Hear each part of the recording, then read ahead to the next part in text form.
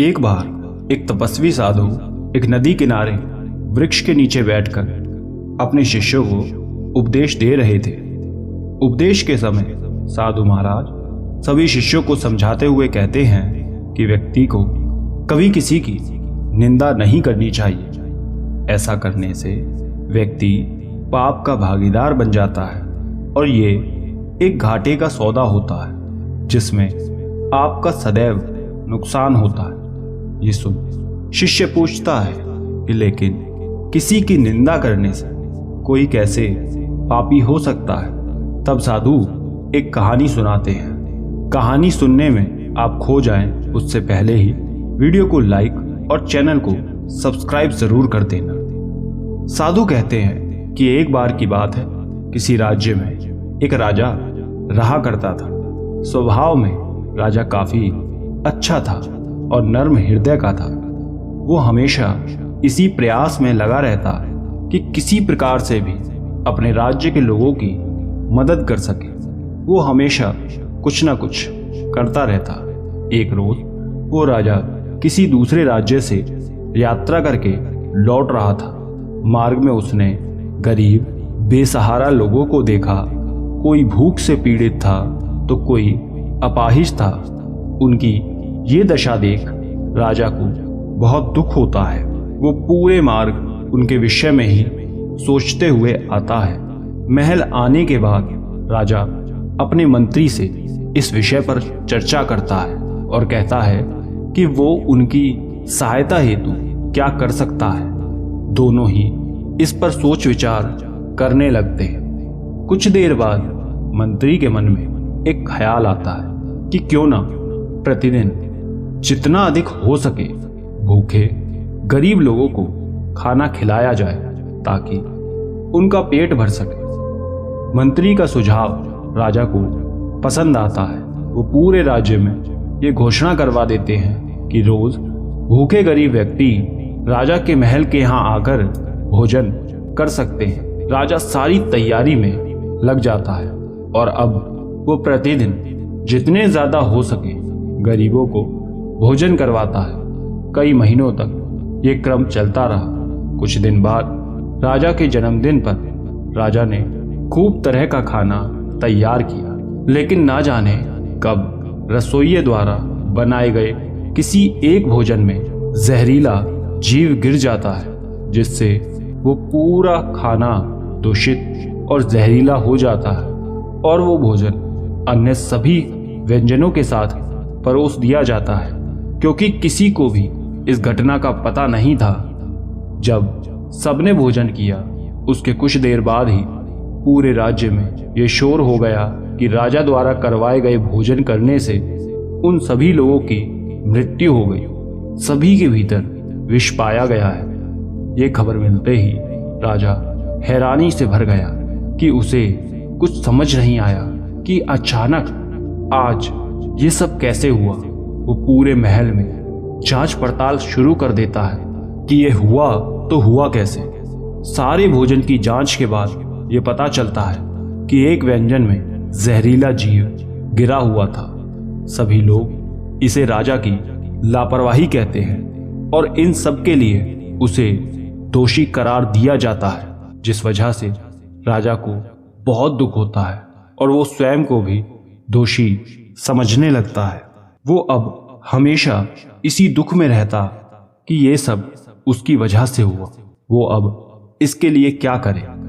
एक दिन वो इसी सोच में परेशान होकर पश्चाताप करने के लिए महल से निकल जाता है। चलते चलते राजा दूर किसी अन्य राज्य में पहुंच जाता है और एक गांव में प्रवेश करता है, जहां कुछ लोग एक वृक्ष के नीचे बैठकर बातें कर रहे थे।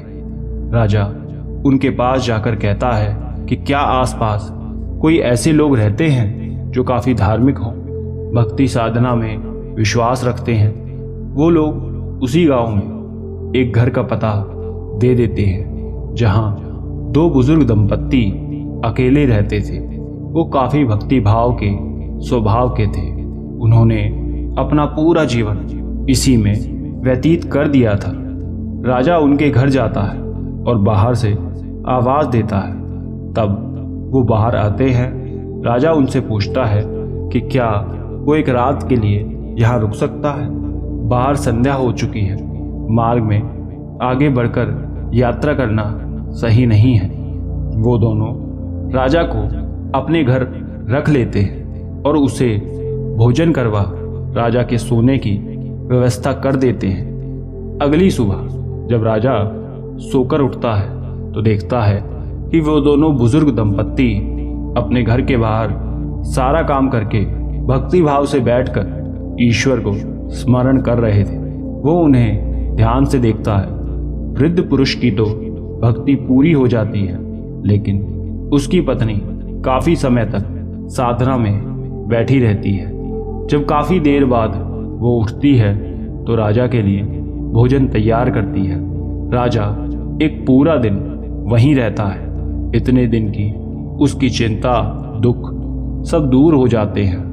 वो उस जगह जाकर काफी सुकून महसूस करता है और तब वो उन दोनों दंपत्तियों से आग्रह करके कुछ दिन वहीं रुक जाता है और हर काम में उनकी सहायता करता है। इन कुछ दिनों में ही उन्हें यह एहसास हो गया कि राजा एक नर्म हृदय का व्यक्ति है, लेकिन जब तक ये बात उस गांव में फैल जाती है, उस वृक्ष के नीचे बैठे लोग उस राजा को लेकर काफी बुरा भला कहते हैं कि वो अपना पाप धोने हेतु यहाँ रुक गया है। वो तो एक पापी है, न जाने कितनों को मारकर आया है। उन लोगों ने पूरे गांव में यही संदेश पहुंचा दिया था। जब ये बात राजा और उन दोनों दंपत्तियों को पता चलती है कि इस तरह की बात गांव में फैली है, राजा को बहुत दुख होता है और वो तय करता है कि अगले ही दिन वो यहाँ से चला जाएगा। उस राजा ने जितने भी दिन वहाँ रहा था, उन दोनों बुजुर्ग दंपत्ति की सेवा की थी और अगले दिन जब वो सुबह जाने के लिए तैयार होता है और विदा लेने से पूर्व जब उनसे मिलने जाता है तो देखता है कि वो वृद्ध स्त्री और बुजुर्ग कुछ बात कर रहे हैं। वो उनकी बातों को सुनने लगता है। तब वो स्त्री अपने पति से कहती है कि गांव में किसी राजा को लेकर काफी अफवाहें फैली हुई हैं। पति पूछता है कि कैसी अफवाह? वो कहती है कि किसी राजा ने गरीबों को भोजन कराया था, जिसे खाने के बाद उनकी मृत्यु हो गई। अब वो राजा स्वयं की भूल का पश्चाताप हेतु जगह जगह भटक रहा है और सब उसे दोषी कह रहे हैं। पति पूछता है कि क्या उसने ये सब जानकर किया था? स्त्री कहती है कि नहीं, ये तो एक दुर्घटना थी। फिर पति पूछता है कि फिर उसमें भूल किसकी?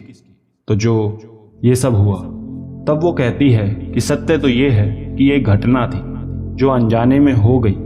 वो राजा तो अब तक सबका भला करता आ रहा था, उसे क्या पता था ऐसा कुछ भी होगा। यदि गलती है तो उनकी जो उस राजा को दोष दे रहे हैं, उसके बारे में भला बुरा कह रहे हैं। अब वो चाहे इसी गांव के लोग क्यों ना हो। उन दोनों दंपत्ति की बात सुन राजा को ये समझ आ जाता है कि उसे इस तरह अपना राज्य छोड़कर नहीं आना चाहिए था। जो अनजाने में हुआ उसे भूल आगे बढ़ना चाहिए और उससे सबक लेकर भविष्य में ऐसी भूल ना हो ये सीख लेनी चाहिए। और तब वो उनसे मिल लौट जाता है। कहानी के अंत में सभी शिष्यों को समझ आ जाता है कि निंदा करना कहीं से भी उचित नहीं है और जो ऐसा करते हैं वो केवल पाप के ही नहीं बल्कि दूसरे व्यक्ति द्वारा किए गए उन पाप कर्मों के फल को भी भोगते हैं। इसलिए स्वयं को इस पाप से बचाएं। अतः इस कहानी से हमें ये सीख मिलती है कि जीवन में कभी किसी की निंदा नहीं करनी चाहिए, क्योंकि जो व्यक्ति दूसरे की गलती की निंदा करता है वो ये कर उसका दोष स्वयं के ऊपर ले लेता है। हमें सत्य जाने बिना कभी किसी को दोष नहीं देना चाहिए। आशा करते हैं ये बात आप जरूर समझे होंगे। धन्यवाद।